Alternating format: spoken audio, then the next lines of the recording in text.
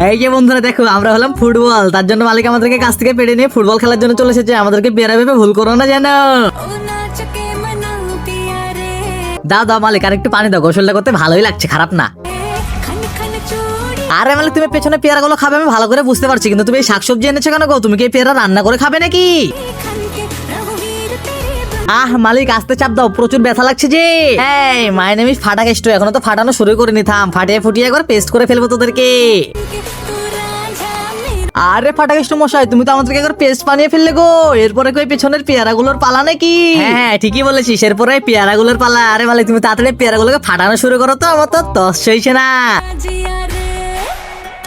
আরে মালিক তুমি আমাকে কাটাবার দেবে থেতো করতে শুরু করলে কেন গো? আমার যে প্রচুর ব্যথা লাগছে গো।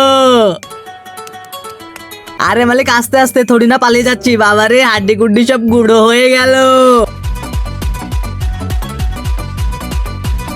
আরে মালিক তুমি পেয়ারা মাখাতে জানলে না গো, এখানে একটু কাসুন্দি দিলে মনে হয় আরো ভালো লাগতো। কি বলো বন্ধুরা, তোমরা কারাই একমত? কমেন্টে একটা লাল তীর দিয়ে যাও, চ্যানেলটাকে সাবস্ক্রাইব করে দাও যেন পরের ভিডিওতে আবার দেখা হয়।